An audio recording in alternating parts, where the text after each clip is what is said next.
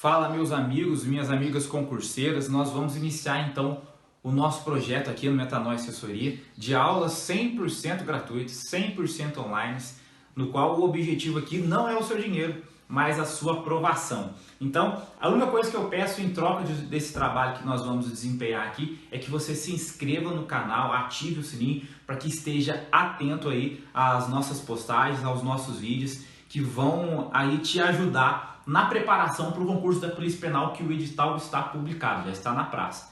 Então, eu convido você já a fazer isso. É melhor para você e vai me ajudar aqui também para que o canal alcance mais pessoas e mais pessoas sejam ajudadas com esse trabalho, tá bom? Hoje nós vamos começar a trabalhar, vamos estudar sobre o direito penal, os princípios do direito penal. Olha só, por que eu comecei por essa aula, por esse tema, por esse tópico, e não comecei por outros que talvez você ache que tenha maior relevância? Por quê? Além desse tópico não ter sido cobrado no último certame, no último processo seletivo da Polícia Penal, é um tópico que, de certa forma, vai nortear todas as outras legislações, todos os outros estudos que vão abranger o direito penal, até a parte do direito constitucional. Então você vai perceber, se você estiver isso bem fecundado na sua mente, bem estabelecido, com certeza vai te facilitar, vai favorecer com que você tenha uma maior e uma melhor eficiência nos estudos das matérias correlatas. Ou seja, quando você for estudar direito penal, quando você for estudar direito constitucional, você vai ter aí uma maior eficiência nos seus estudos. Vamos iniciar então a nossa aula aqui de direito penal da parte de princípios. Ou seja, o direito penal é um ramo do direito que se preocupa com as infrações ou com as condutas contrárias do indivíduo com a lei. Ou seja, quando o indivíduo ele tem uma conduta contrária àquilo que é estabelecido em lei como correto, o direito penal então entra em ação. E quando ele vai entrar em ação? Só nas causas de maior relevância, ou seja, com maior peso, quando ali é infringido o direito à vida, o direito à dignidade, o direito ao patrimônio, enfim, são só quando direitos de peso são infringidos de fato. Olha só, dentro dos princípios, o primeiro já vem caracterizar o direito penal, que é o princípio da intervenção mínima, e quer dizer, basicamente isso que eu acabei de dizer para vocês. É quando exatamente o direito penal vai intervir numa conduta, numa ação. Ele vai ali apurar e verificar o direito, vai fazer o direito ali. Quando ele tem característica da intervenção mínima, só nas causas realmente relevantes que ele vai trabalhar, ou seja, ele vai intervir nas causas onde o direito pesado, ou seja, o direito à vida, o direito à honra, à imagem, o direito ali à dignidade, o direito da conduta, enfim, só nessas situações, nesses cenários que o direito penal vai intervir. Ele não intervém em situações esporádicas, só em situações de peso, intervenção mínima. Por quê? Porque ele é a última instância, ou seja, ele é a última ferramenta do Estado para aplicar a justiça, para aplicar a norma, para aplicar a lei. Perceberam?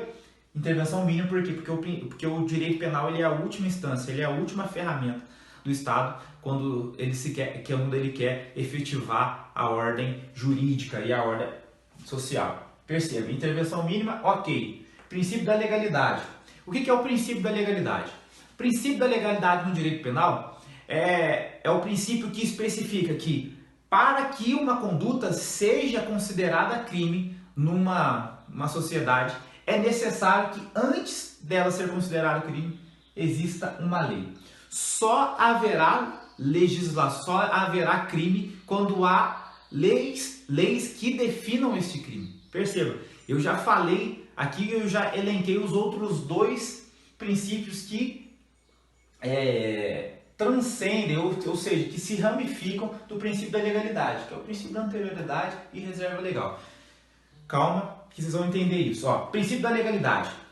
O direito penal ele só vai intervir, olha só, intervir nas condutas aonde há crime que defina essas condutas como conduta criminosa, ok? Princípio da legalidade, precisa ter lei. E essa lei, ela precisa ser anterior, olha só, princípio da anterioridade. Ela precisa ser anterior à conduta criminosa. Para que seja considerado subtrair uma caneta como crime, é necessário que antes de ser considerado a subtração de uma caneta como crime, é necessário que haja uma lei anterior a essa conduta que considere essa conduta como criminosa. Entenderam? Para que um crime seja considerado crime, é necessário que a lei seja anterior à conduta, certo? Princípio da anterioridade. Agora, além da ramificação da anterioridade, no princípio da legalidade, existe o princípio da reserva legal, que quer dizer o quê? Ele precisa ter uma lei, sim. Ela precisa ser anterior à conduta criminosa, que especifique a conduta, sim. E essa lei, ela precisa ser específica sobre a conduta, ou seja, é necessário que seja feita uma reserva legal, uma especificação dessa conduta na legislação para que ela seja considerada criminosa. Então, perceba só, a legalidade se subdivide em anterioridade e reserva legal. Consideramos aqui também e nos adaptamos e foi o que foi passado para nós, aquilo que você precisa entender. Dentre as duas, qual a maior probabilidade de cair? O princípio da legalidade, tá bom? Até pela sua complexidade aqui de subdivisão em outros dois subprincípios. Intervenção mínima tem incidência, tem importância? Sim, mas legalidade tem maior recorrência. Princípio da irretroatividade da lei. O que quer dizer o princípio da irretroatividade da lei penal? A lei penal, ela não vai voltar atrás, é isso mesmo. A irretroatividade da lei significa que ela não volta atrás, ela não retroage, ela é como se fosse aquele pai turrão que fala, não vou voltar atrás, certo? Porém, olha só, o princípio da irretroatividade da lei, ele só se aplica na aplicação da norma mais dolosa, ou seja, da norma mais pesada. A lei não vai voltar atrás se for para aumentar a pena ou for para punir de forma mais severa a conduta praticada agora. Entenderam? Olha só. Uma lei que especifica que tal atitude tem pena de 10 a 15 anos, perceba, o indivíduo que comete esse delito, né, na qual a lei especifica esse tempo de pena, de 10 a 15 anos, ele vai pagar, se ele comete o crime hoje, a lei é essa, definindo esse tempo de pena, ele vai cumprir ali de 10 a 15 anos de pena, ok? Se amanhã, olha só, é votado no Congresso Nacional e é aprovado lá uma legislação que fala que esta mesma conduta, este mesmo crime, tem pena de 20 a 30 anos. Qual que é a pena que ele vai cumprir? Olha só, a lei ela volta atrás se for para beneficiar somente o réu. Olha só, o princípio da retroatividade.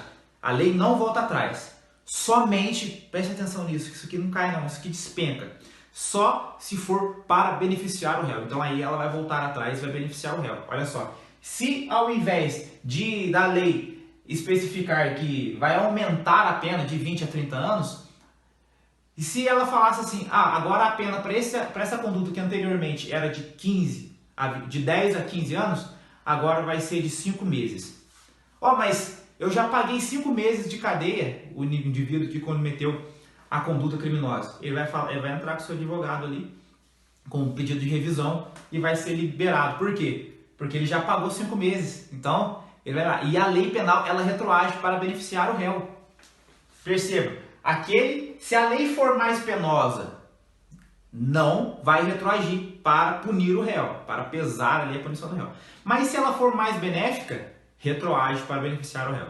Direito penal, mamãe aí pro indivíduo aí que infringe a lei, tá bom? Em retroatividade, em regra, a lei penal retroage, ela volta atrás? Não. Só se for para beneficiar o réu, ou seja, aquele que infringiu a lei.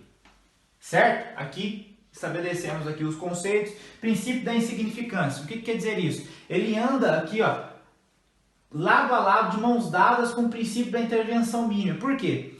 Eu já falei para vocês que no princípio da intervenção mínima, que diz que o direito penal ele só vai intervir de fato nas normas e nas condutas que há maior relevância social. No princípio da significância é como se fosse um ramo ali da intervenção mínima. Porque existem certas condutas, existem certos atos que, apesar de estarem especificados na lei, olha aqui no princípio da legalidade, estar determinados em lei, são insignificantes para o direito penal. Ou seja, exemplo, a mãe que rouba uma manteiga e 5 pães numa padaria para alimentar os seus 5 filhos. Numa padaria que é uma franqueada, que tem milhares de outras padarias por mundo afora aí. Isso é insignificante tanto para o bem material daquela rede de franquias da padaria, tanto para o direito penal como um todo. Perceba, é considerado insignificante em todos os ramos. E quando a sociedade, é importante você ver, analisar nessa perspectiva também. E quando a sociedade, o povo, olha para aquela conduta e vê, nossa, a mãe roubou para alimentar seus filhos. E ela não roubou dinheiro, ela não roubou uma quantidade. Não, ela roubou 5 pães e uma manteiga. Como a sociedade vai encarar isso? Ó? É quase que justificável. Entendeu? É aí que entra o princípio da significância. É só quando há esse sentimento, tanto do direito penal, tanto da sociedade, apesar mesmo assim de estar especificado em lei. Mas aí, levando em consideração a intervenção mínima e a conduta sendo ali analisada pela sociedade como um todo, aí é impetrado o princípio da insignificância. Tá? Quando o bem tutelado, ou seja, o bem jurídico ali ferido, que é o princípio do patrimônio ali, o direito ao patrimônio daquela empresa, é tão insignificante que o direito penal não intervém, porque ele tem como característica também a intervenção mínima. Certo? Olha só, princípio da significância. Ok, bora lá? Bora lá então. Princípio da individualização da pena. O que quer dizer isso? Que cada conduta criminosa, cada transgressão, ela vai ter a sua pena especificada. Para cada crime haverá a sua pena. Guarde isso. Para cada crime haverá a sua pena. Quer dizer isso? Que determinados crimes terão pena de multa, determinados crimes terá pena de restritivo de direitos, outros crimes penas privativas de liberdade. Então perceba só, para cada crime o direito penal vai estabelecer a sua pena, entendeu? Individualização da pena. Básico, simples, bem objetivo. Olha só, princípio da intranscendência da pena. Isso aqui cai bastante também, assim como os que eu falei para você anteriormente, mas quando eu dou uma ênfase assim, porque geralmente tem mais incidência. Olha só, intranscendência da pena. O que quer dizer isso? É quando a conduta criminosa, somente quem pode pagar, entre aspas, por esse infringimento da lei, é aquele que o cometeu. Veja só, se o meu pai, você vai entender melhor agora, se o meu pai cometeu um crime e ele precisa pagar uma cadeia de 10 a 15 anos e amanhã ele morre, eu tenho que pagar esse crime? Não. A lei não transcende a pessoa que infringiu a lei. Perceba só, se o meu pai cometeu aquele crime, eu não tenho que ele morre e eu tenho que pagar pela pena dele. Não. A pena não passará da pessoa do condenado. Isso é direito constitucional, artigo 5º. A pena não passará da pessoa do condenado. Salvo nos casos de que, olha só, a exceção à regra. Salvo nos casos ali onde há dano ao patrimônio, ou ali nos casos que você vai até recordar de corrupção. Ou seja, meu pai é um deputado federal famosíssimo e corrupto pra caramba. Ele roubou ali 2 milhões de reais e deixou um patrimônio para mim de 6 milhões de reais. Certo? Aí ele morreu ontem. Ele foi condenado, depois de ontem, a devolver esse dinheiro.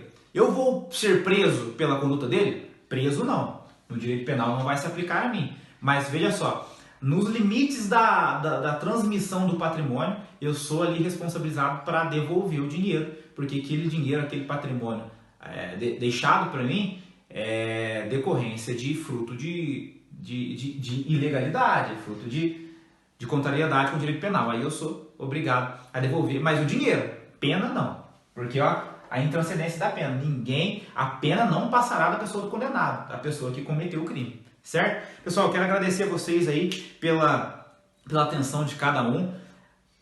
Mais uma vez, se inscreva no canal, ative o sininho, vá lá no perfil do Metanoia Assessoria, metanoia.assessoria no Instagram, compartilhe os nossos conteúdos e fique ligado, porque todos os dias nos stories ou no feed nós vamos postar ali bizus, dicas que vão te ajudar e favorecer demais nessa caminhada rumo à Polícia Penal de Minas Gerais. Obrigado, Metanoia Assessoria!